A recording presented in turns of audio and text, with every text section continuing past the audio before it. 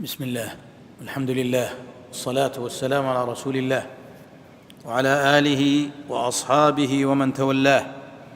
الحمد لله رب العالمين الرحمن الرحيم مالك يوم الدين، والصلاة والسلام الأتمان الأكرمان على المبعوث رحمة للعالمين، على ابن عبد الله صلى الله وسلم وبارك عليه. اللهم إنا نسألك محبته ظاهرا وباطنا، اللهم احشرنا في زمرته، اللهم ألنا شفاعته، وأشربنا من حوضه بيده الشريفة كأسا لا نظمأ بعدها أبدا. ثم أما بعد، الموضوع الذي اقترحه الإخوة للكلمة هو دور الأسرة في إصلاح المجتمع، وهذا عنوان فضفاض وكبير ويحتاج إلى طول وقت وطول كلام، لكنني أشير إشارات لعل الله جل جلاله ينفع بها المتحدث والسامع، ويبارك لنا جميعا، ويجعل ما نقوله حجة لنا لا حجة علينا. الله جل في علاه لما اختار أن يخلق آدم بلغ الملائكة، فقالت الملائكة سائلة بأدب: أتجعل فيها من يفسد فيها؟ قال المفسرون: قد يكون ذلك أن الجن قد سبقت الإنسان في الوجود على وجه الأرض فأفسدوا وسفكوا، فخشيت الملائكة أن يأتي البشر بمثل ما جاء به الجن السابقين، فقال الله: إني أعلم ما لا تعلمون. خلق الله آدم بيده، ثم وقد جمع الله جل جلاله تربته من جميع الأرض، من رطبها، من يابسها، من أحمرها، من أسودها، من أصفرها، فجاءت الذرية كذلك. ولما اكتمل بناء آدم عليه الصلاة والسلام وعلى في السماء طوله 60 ذراعا، بدأ الشيطان يدخل في جوفه وقال: هذا خلق لا يتمالك، إن سلطت عليه لأهلكنه. فلما نفخ الله فيه الروح، وقد سبق قول الله للملائكة: إذا نفخت فيهم الروح فقعوا، فوقعت الملائكة سجدا احتراما وإكبارا لهذا المخلوق الجديد العظيم، ورفض الشيطان. وهنا بدأت العداوة بين الله جل جلاله الآمر بالسجود وبين الشيطان، وكان السبب خلق آدم ثم الأمر بالسجود له. وتظاهر الشيطان كما يتظاهر من يتبعه: أسجد لمن خلقت طينا. شركة المعاذير، شركة المبررات التي أناخت بكلكلها على قلوب كثير من الناس، فتخلفوا عن الصلوات، عن العبادات، عن الطاعات، تحت وابل من التبريرات والتأويلات. في هنا أبلغ الله آدم من العداوة قامت، وأنه ينبغي لك أن تأخذ الحذر وكل واسكن، لكن إياك وهذه الشجرة. السكن ضرورة للمتزوجين، والإطعام ضرورة، هاتان ركيزتان لا يستغني عنهما البيت المسلم: السكن والإطعام، وهما واجبان على الذكر. الرجال قوامون على النساء بما فضل وبما أنفق. التفضيل ما لنا فيه فضل معشر الرجال، هو تصرف إلهي محض، لكن النفقة هي الواجبة، وعلينا القيام بها. وبما أنفقوا من أموالهم. أسجد الله جل جلاله الملائكة، وعصى آدم، وحذر الله آدم عليه الصلاة والسلام، ولكنه غلط، كل شيء كله إلا هذه الشجرة. قال الشيطان هذا يخليك تستمر. ألا أدلك على شجرة الخلد وملك لا يبلى؟ أكل. الذي أكل والذي عصى في 5 مواضع من القرآن هو آدم، وفي موضعين آدم وحواء. الغربيون في الروايات اليهودية، في الروايات النصرانية، فيما يكتبه الغربيون نسبوا الفعل إليها، إلى حواء، وفي القرآن منسوب إلى آدم في أكثر المواضع، وفي موضعين له ولها بضمير المثنى، وهذه مسؤولية. فهنا يدرك المسلم الفارق بين ما أدخله القسس والرهبان على التوراة والإنجيل، ومن ثم صار خلفية ثقافية للرجل الغربي اليهودي والنصراني، والذي حمانا الله جل جلاله فصار تصورنا صحيحا وسليما مخترقا لآفاق الزمان والمكان بفضل القرآن. الله جل في علاه قدر أن يأخذ آدم الدورة في الجنة، وخالف مخالفة واحدة فأنزله الله وهبطه إلى الأرض وحذره الشيطان الرجيم. وقبل ذلك ندم آدم، قبل ذلك تعرى آدم، قبل ذلك بدأ يخصفان عليهما من ورق الجنة. ما عصى عاص ربه إلا انكشفت عورته. وكشف العورة الحسية يغطيها الثياب أو تغطيها الثياب والملابس، لكن كشف العورة المعنوية إذا استوحشت النفس من المعصية لا يمكن أبداً أن تعود وتطمئن وتستقر إلا بالتوبة والاستغفار والندم. أما إذا تكشفت العورة الحسية يتدثر الإنسان، يلبس ملابس. والرسول صلى الله عليه وسلم لما جاء مرعدا بعد أن نزل عليه الوحي قال دثروني دثروني. وعلم النفس الآن يقول أن الطفل إذا ضمته والدته ووالده وهو خائف اطمأن، وإذا ضمته إلى صدرها وربتت عليه سكن. لكن المشكلة العورة المعنوية هذه لا يغطيها إلا التوبة والاستغفار والندم. الآن المراد أن يجعل آدم في الأرض هو وزوجته حواء من كمال الرب، من إفضاله، من إنعامه، من إحسانه أن خلقه حواء وخلقها له من نفسه، فليست عضوا أجنبيا ولا تحمل سمات وصفات أخرى. من ضلعه أو ضلعه الأيسر الأقصر كما قال ابن عباس استيقظ فإذا حواء بجواره.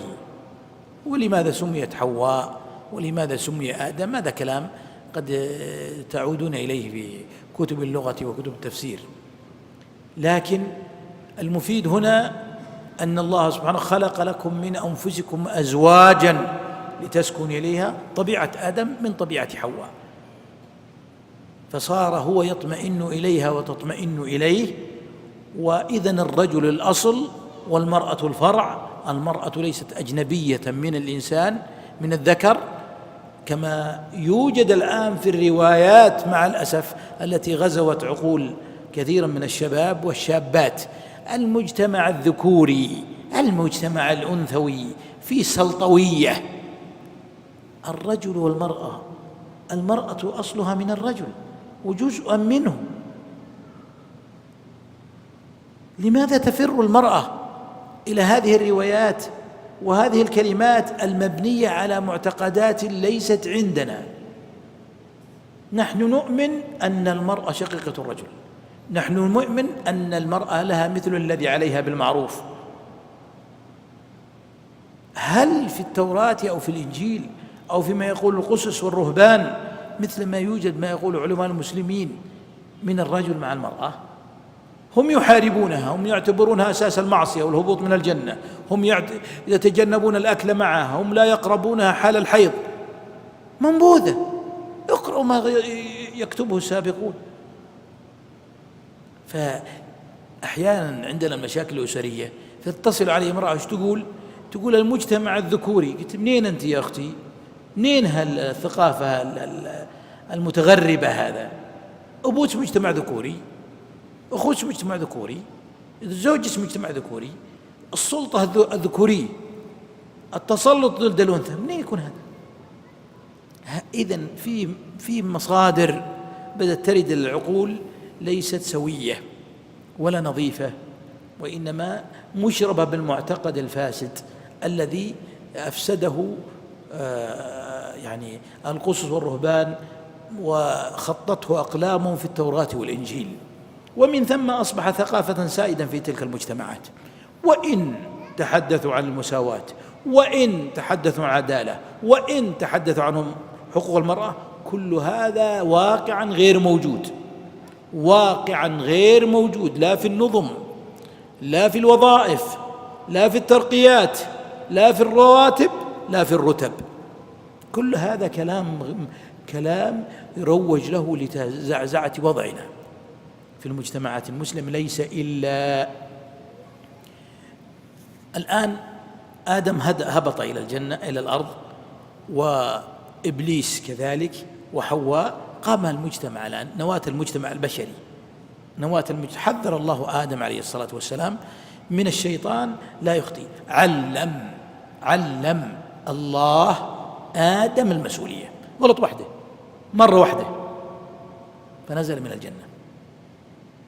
هذا درس للآباء والأمهات، تحميل المسؤولية للأطفال.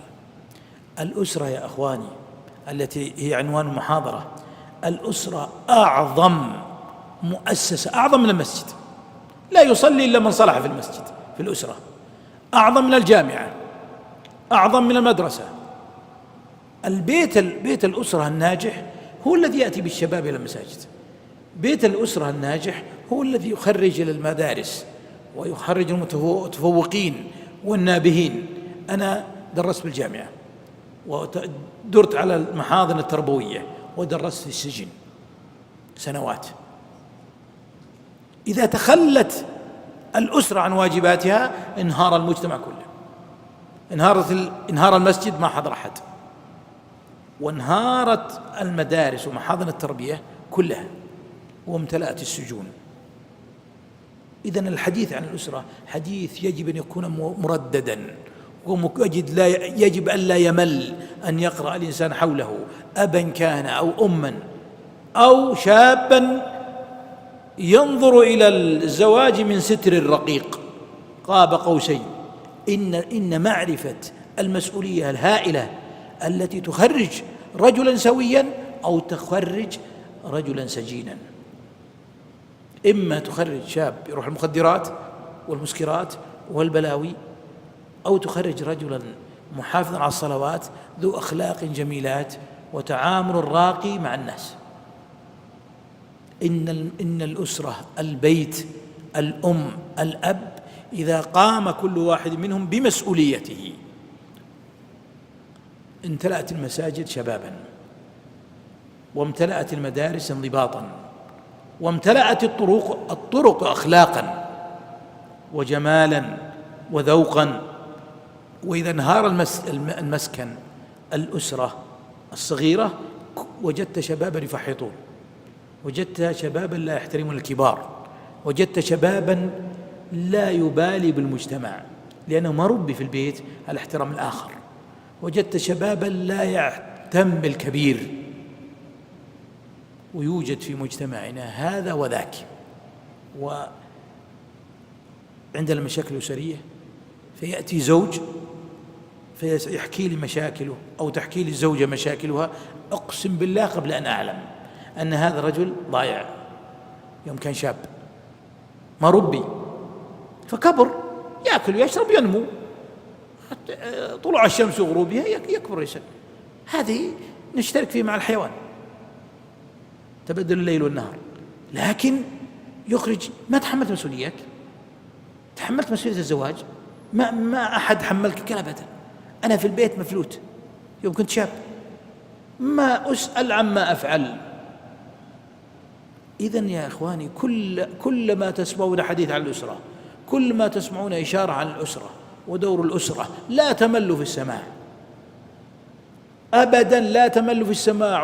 وما يوجد من هذه الأشياء ينبغي أن ينشر إذا كان له قدر وقيمة، ولو كان فيه جروب خاص أو موقع خاص لحقوق الأسرة، واجبات الأسرة. الأسرة مسؤولة عن الأمن الاجتماعي للولد، الأسرة مسؤولة عن الأمن الاقتصادي للولد، الأسرة مسؤولة عن الذوق لهذا الشاب ولتلك الفتاة، الأسرة مسؤولة عن إيمان الشاب وتغذيته بما يرفعه عند الله وعند الناس.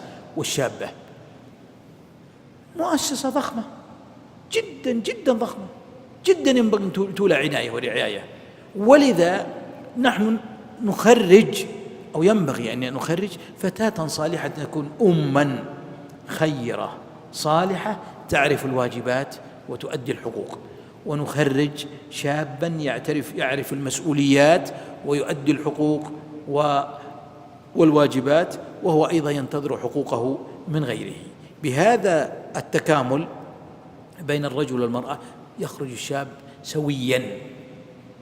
يا إخواني، دخلنا السجون على عنابر كثيرة، يعني كل ما التقى الرجل بالمرأة خرج ولد، طبيعي هذا، ترى هذا مشترك عام مع الحيوان والطير.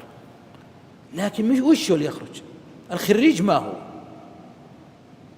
هنا يا أخواني أردد هذه المسؤولية، جزءا من أوقاتكم، جزءا من نظراتكم، جزءا من تقليبكم لجوالاتكم والمواقع، اعتنوا بمن يتحدث عن الأسرة وحقوق الأبناء وحقوق الآباء وحقوق الأولاد. أنا كثيرا ما أنبه بعض الخطباء إذا ألقى خطبة على حق الوالدين، قلت اذكر في نهايتها حق الأبناء، الوالدين، حقوق الأم، حقوق الأم، حقوق الأم، حقوق الأب، حقوق الأب. طيب، شبعنا من هذا الحديث وهذا ممتاز وجيد، لكن حق الولد، حق الولد، حق البنت على والديه، حتى ما يخرج ولدا غير سوي. هنا أذكر لكم نماذج مما مر بي في الجامعة. يأتي قبل بداية المحاضرة، ملابسه مرتبة، نعله زين، رائحته يعني مستيقظ قبل واخذ له دش، ثم إذا دخل هذا الشكل اللباس يعجبك إعجابا تاما، ثم إذا تلفظ فإذا هو مصنع للأخلاق جمالا في الاستئذان، فإذا جلس وإذا الكتب موجودة وإذا جايب كلها أغراضه وكذا وكذا. هنا أكبر الوالدين، أقول ولد تخرج من هذه المدرسة، مدرسة الأسرة، هذا نجح قبل التخرج. ويأتي شاب يضع المسؤولية على الآخرين، ليش تأخرت؟ عذر. طيب ورا ملابسك بهالشكل يعني؟ قال الله كنت مستعجل. توك مستيقظ؟ نعم. وكم قطعت من إشارة؟ قال والله واجد، ولو زعلت لي شايب وسويت لي كذا وسويت كذا ما عندك أم؟ قال والله لا، قومة ولا. لأن الولد في سن المراهقة بعد الجامعة إذا ما ربي على تحمل المسؤولية ترى ما يقوم. إن الفارق الآن المجتمع الوسخ، المجتمع الغربي المنحل في هذه الجوانب عنده إتقان. أعظم شيء يتابعون به الولد المسؤولية، تحمل مسؤوليته، أول جانب هذا. ما في ولد بالابتدائي، بقول الابتدائي هو الذي يجيب أقلامه وشنطته والواجبات ويذهب ويقف إن كان النقل ينتظره، وإذا رجع وفي في المدرسة يتهيأ للأكل ويلبس الشيء العازل علشان ما يعني يتدنس الثوب، هو يلبس ويدير على نفسه ثم يأكل ثم يعيده، ثم يعيد صحن الطعام إلى مكانه، مدى صغير عمره 6 سنوات 5 سنوات، ثم يرجع إلى المنزل ويضع الملابس في مواضعها، ويا الله يعزكم الجزمات في أماكنها، وينزع الملابس المدرسة ويلبس الملابس البيت، ويأتي يؤدي حقوق الوالد والوالدة. تحمل المسؤولية. أي ولد في المجتمعات الغربية ما يعرف يسخر به الأطفال، ما يعرف يشد الجزمة، ما يعرف شلون يكتب، ما عندهم شيء تكتب له أمه، والواجبات مع الأب، ما عندهم أبد تحميل المسؤولية. ويجي يبكي أحيانا عند الوالد يقول يعني ما سويت كذا، تأخرت على الواجب. مسؤوليك. إن هذا الجانب مفقود في المجتمعات المسلمة، في بعض البيوتات. هذا الدلع، هذا الرفق المتناهي جعل لنا أولاد يتخرجون ويتزوجون نبلش بهم احنا، والله يا أخوان نتعب معهم، ما ينضبط مع الزوجة أبدا. التربية فات وقتها، تحميله مسؤولية نفسه، تحميله مسؤولية الواجبات. ما تعودت تدفع الحقوق، ما تعودت تصرف، ما تعودت تلي خدمة نفسك. فهذا الجانب مشرق عند هؤلاء، مع أنهم بلا كتاب ولا تراث صحيح. الجانب الثاني عندهم أيضا الذوق، ما فيه شيء يعني يزعج الآخرين، يعيشونه في مجتمع يمسكه أبوه ولا أمه يروح بالحديقة معه فشار يأكله وهو جالس، فإذا سقط منه شيء حمله ويده للزبالة. الكيس هذا يحمله ويضعه في الزبالة. الذوق. ولا يمكن يتلفظ، ويمكن تشاهدون بعض المقاطع وبعض الأشياء، هذا الذوق الراقي موجود ولله الحمد في المجتمعات المسلمة، لكنه مفقود في بعض البيوتات. الذوق، الاعتذار، ما يمكن يجري منهم صراع مثل ما يجري خلاف، يجري إشكالات مع أخته مع لكنهم عندهم رعاية لهذا الجانب. ليش تكلمت بهذه الكلمة؟ عندهم محاسبة، قلت كلمة ما تليق، أعد، أنا آسف، على طول أعتذر. إذا تصرف بلسانه ما هو بلائق اعتذر بالحال، إذا تصرف بفعاله اعتذر بالحال. إذن هذه هي مجتمعاتنا. هؤلاء كانوا أبناءنا في السابق، الأجيال القديمة كان يدخل الصغير مع الكبير. اليوم الفردانية أهلكت المجتمع. ايش دخلك؟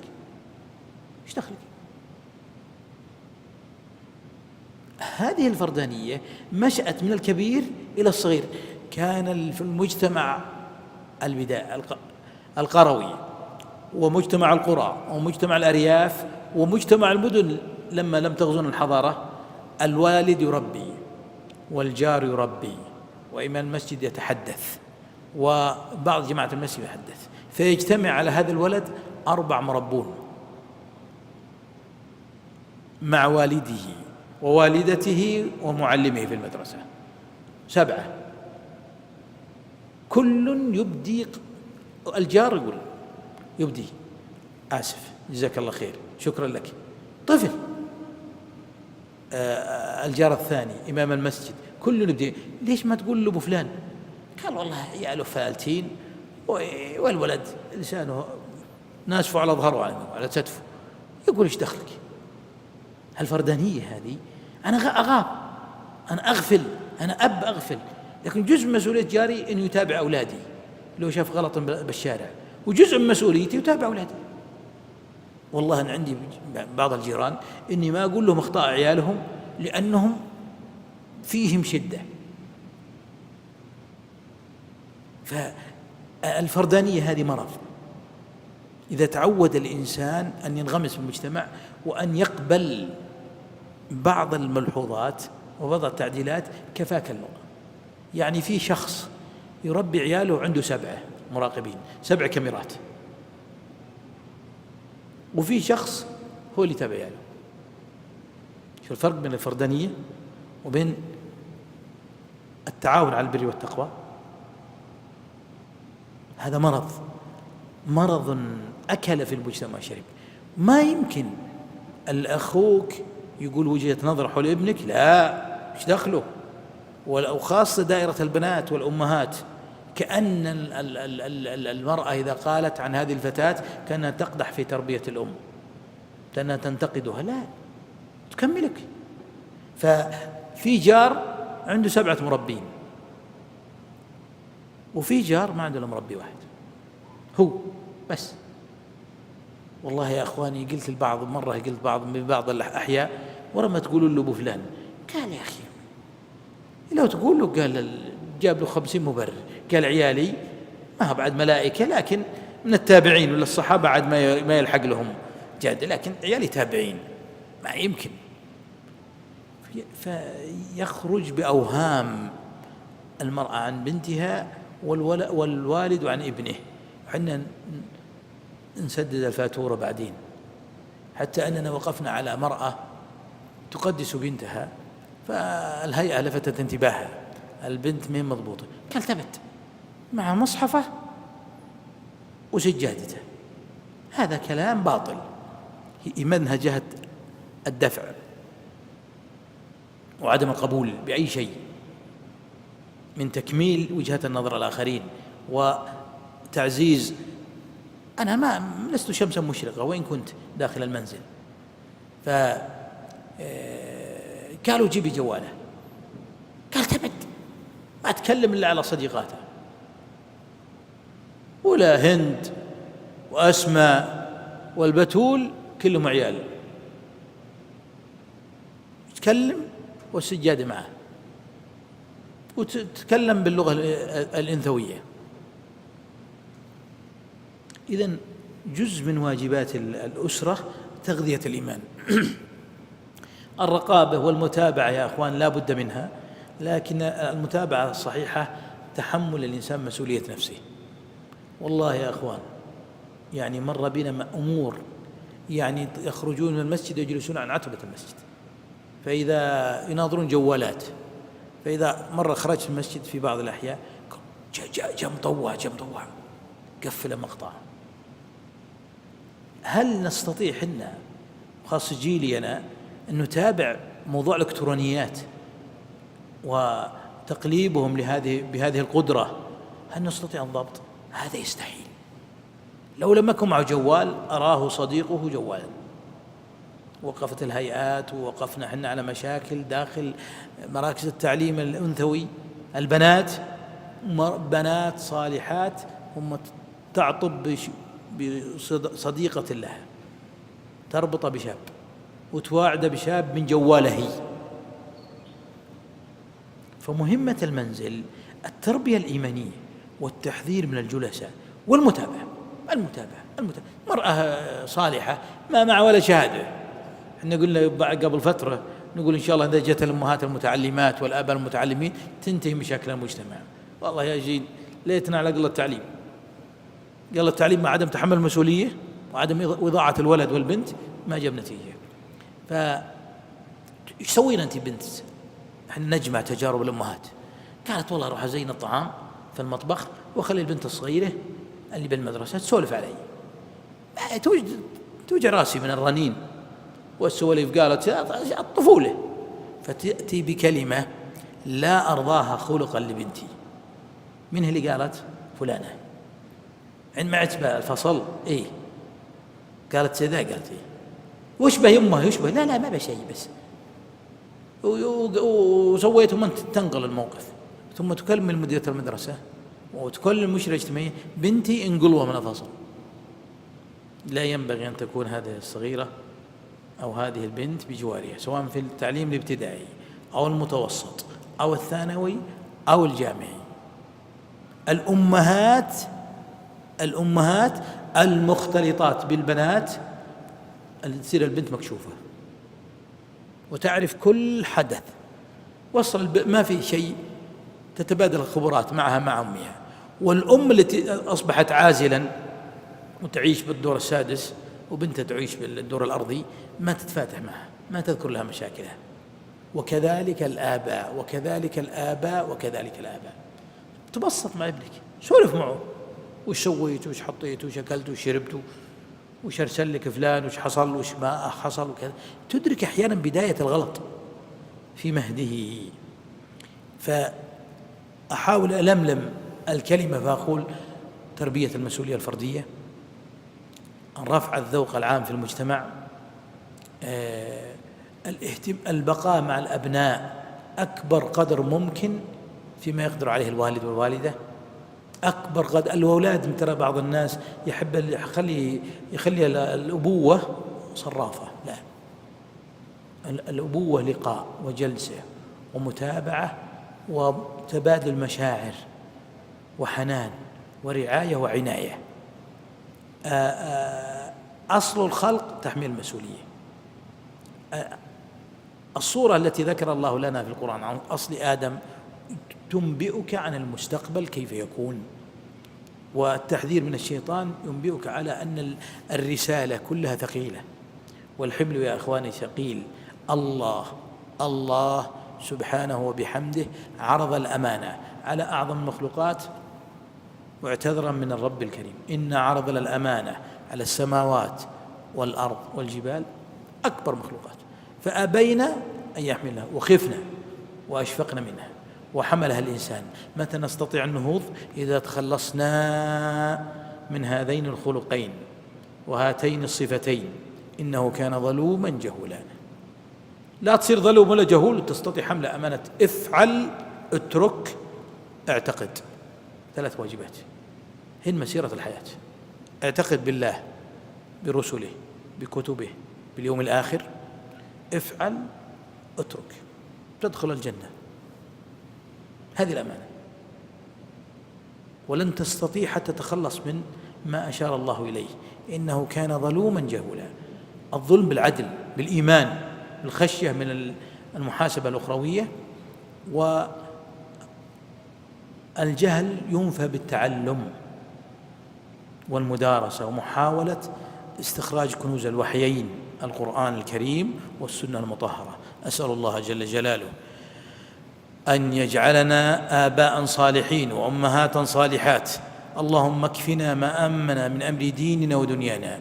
اللهم اكفنا تربية الأبناء. اللهم اكفنا رزقهم وهدايتهم. اللهم تول أمرهم يا حي يا قيوم. اللهم يسر لنا يا حي يا قيوم القيام بحقهم. اللهم اجعلنا آباء صالحين وأخرج منا أبناء صالحين.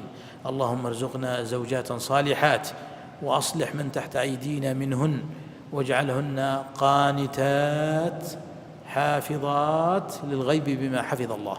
أسأل الله جل جلاله أن ييسرنا لليسرى ويجنبنا العسرى. اللهم اهدنا واهد بنا واهد لنا واجعلنا اللهم سببا لمن اهتدى. اللهم بارك لنا فيما نقول وفينا ما نسمع. اللهم صل وسلم وزد وبارك وانعم على عبدك ورسولك نبينا محمد. شكرا لحسن استماعكم.